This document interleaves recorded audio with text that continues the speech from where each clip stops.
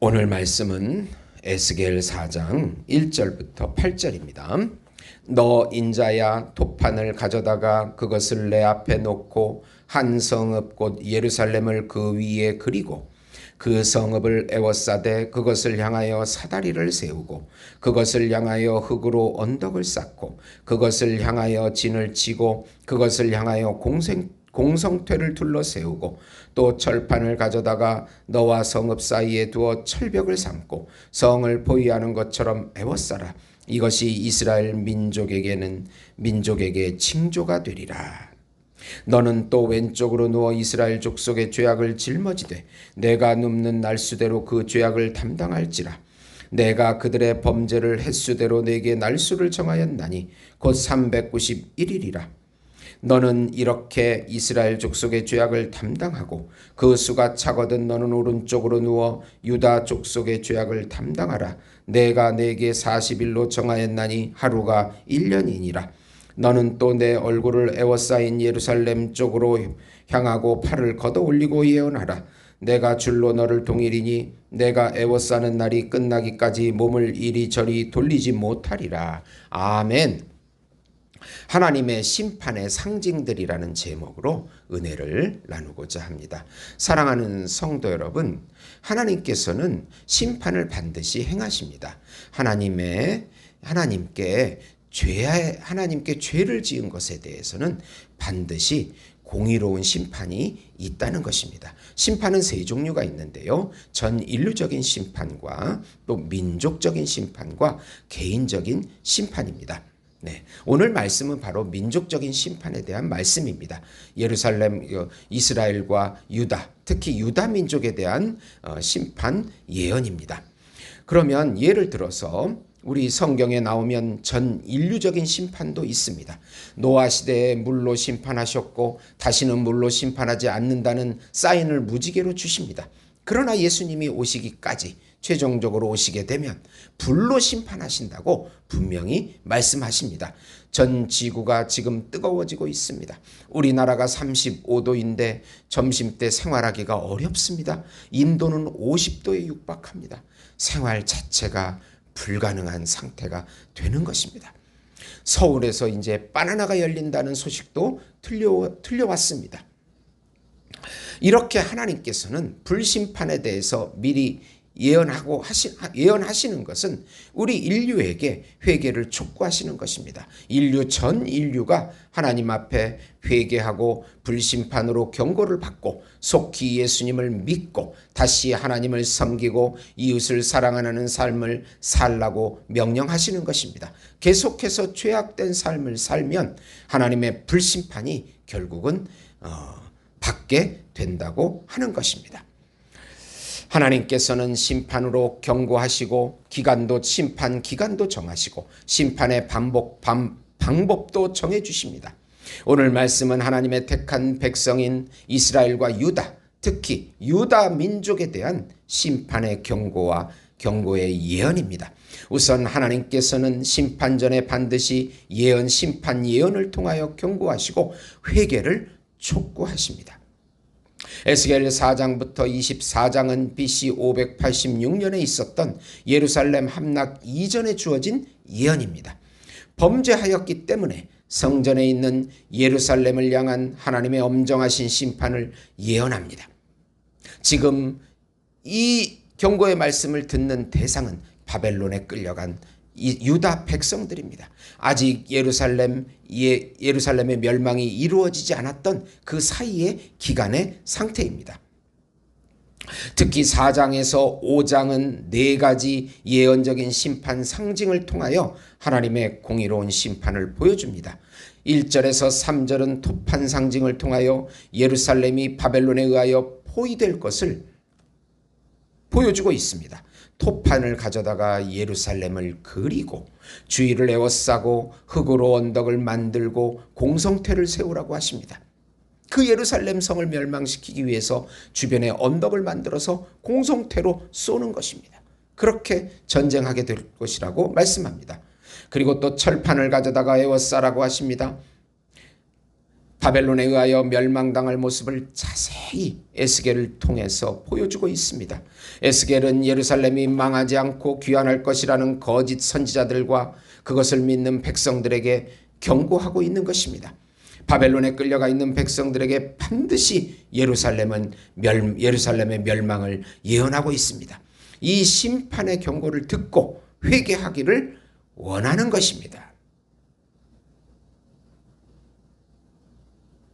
심판이 없다고 생각하는 것은 인간의 생각입니다. 하나님의 택한 백성도 하나님을 믿지 않고 변질되면, 배도한다면 하나님의 심판을 반드시 겪게 되는 것입니다.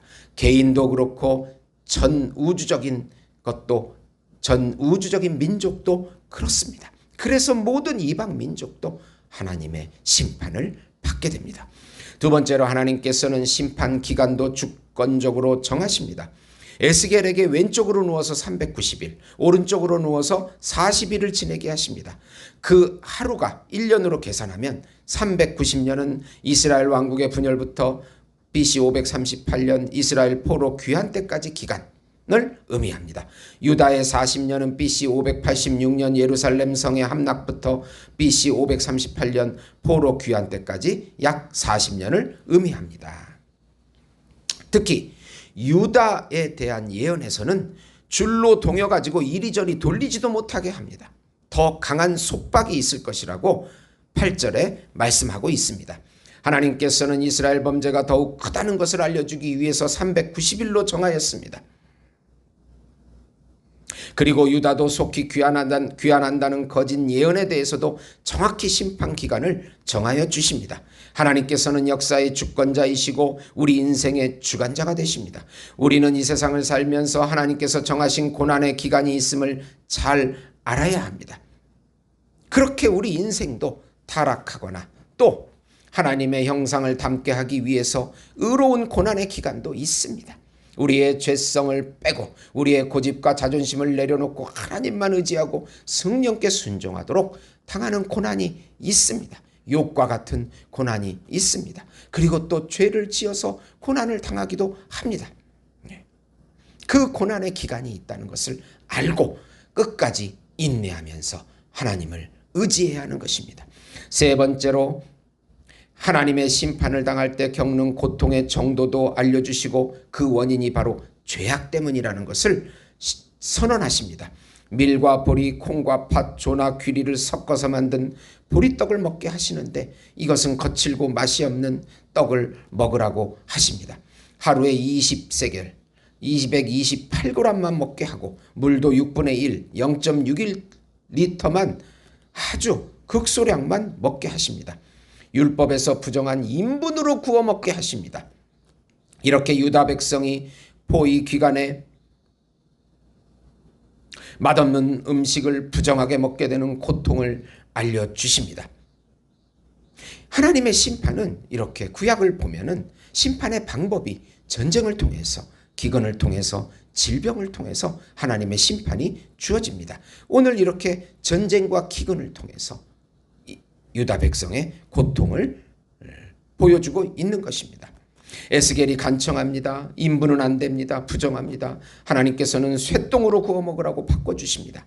예루살렘의 양식이 끊겨서 기근으로 심한 고통을 줄 것이라고 하십니다. 그런데 이 고통은 바로 그들의 죄악 때문이고 그것으로 망하게 될 것이라고 17절에 말씀하고 있습니다. 떡과 물이 부족하여 피차에 두려워하며 떨며 그 죄악 중에서 쇠퇴하리라. 죄악 때문에 멸망하게 되는 것입니다. 우리나라도 잘 살았습니다. 잘 살았지만 신앙이 많이 변질되고 배도하고 그런 상황에 놓여 있습니다. 철저하게 회개하고 예수님을 의지하면 다시 살려주시는 것입니다.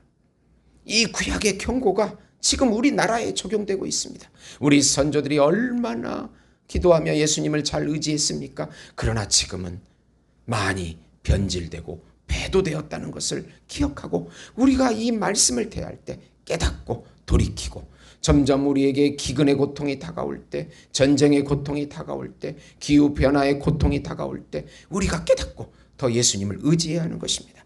에스겔 4장 17절을 보시면 떡과 물이 부족하여 피차에 두려워하여 떨며 그 죄악 중에서 쇠폐하리라. 하나님께서 먹을 것을 끊으심으로 경고하시고 다시 죄악에서 떠나 예수 안으로 돌아오라고 하십니다.